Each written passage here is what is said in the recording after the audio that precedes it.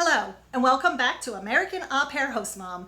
Today we're going to talk about the important topic of travel bans and how you can get an au pair at this point. So today, and I need to emphasize today, is June 19, 2021. Why is that important? Because these rules and bans are changing every day. But at this moment, there is a travel ban on. And what does that mean? Well, let's look back through the last year. Once Trump in June of 2020, over a year ago, put a J-1 visa ban on all au pairs, it really locked down host families and au pairs options. It created a crisis for U.S. citizens who love this au pair program, like me, and made it really difficult for what was absolutely more than necessary at the time to have childcare when daycares were closed. Just to really bring out this point, if you look at numbers of au pairs in 2019, there were over 21,000 au pairs in the United States. But in 2020, there were only a little over 7,000. That is a 70% reduction in the number of au pairs in this country. What has that caused? It's caused havoc for everybody. Obviously, there's au pairs out of country that are dying to get here. It's their dream and it's heartbreaking. But for host families, this is a huge practicality issue. Not only can we not get the au pairs that we may have originally desired, but in country there are so little, it's created crazy demand and it's started to really turn this program upside down. In fact, many host families don't want to deal with this and have left the program. So what is a host family to do? Well, stay tuned, and au pairs too, because I'm going to run through what the travel ban means today and some great tips, so stick around to the end for really great tips on what you can do to try to get a J-1 visa for your au pair. So first of all, what is the travel ban? At the moment, this is a proclamation. I think there's over 4 that the president has given on certain countries. Specifically, if your au pair is in any one of the countries that I'm about to list, they cannot arrive in the United States unless they come from a different country for 14 days. So in other words, there is an option. If they're in that country, they can go to another country, quarantine there for 14 days, and then fly to the United States. However, due to this proclamation, many American embassies in these countries have shut down and are not processing visas. So it's, in effect, creating a no visa entry problem. So who are the countries that are on this list? Today, on June 19th in 2021, those countries consist of South Africa, Brazil, China, India, Iran, UK, Ireland, and 26 countries that are labeled the Schengen countries, which are most of Western Europe, and a few others.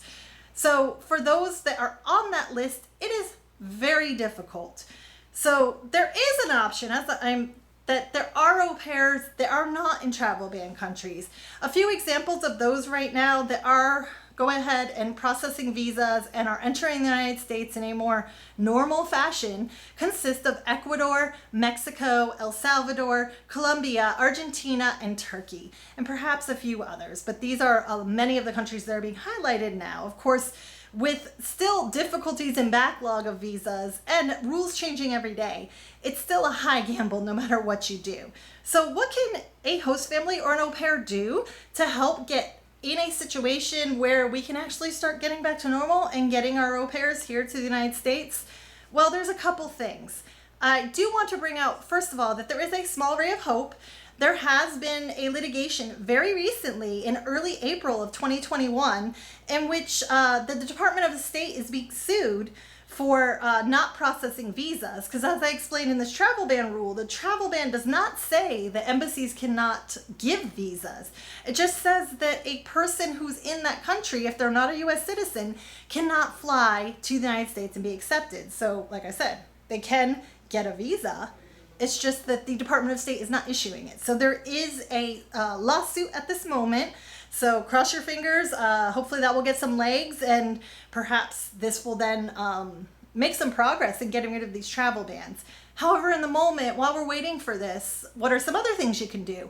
I highly suggest that you contact, if you are a host family in the United States, your congressperson or your senator. Down below in the comments, I'm going to give you some links to figure out who those people are, and I would write a very, very big letter about how important this child care is to you and to our economy, and why you need this travel ban lifted and your au pair here.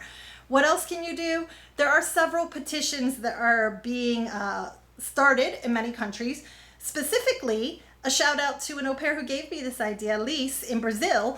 Brazil has a petition going on that they're trying to give to their embassy there to say, let's not have this travel ban, right? And start issuing visas. I'm going to put a link to that down below in the comments. So these are all some things you can do, and we just keep pushing and keep letting everybody know. Definitely work with your agency. Continue to check in on the travel bans with your agency. They should know which countries can and cannot get visas right now.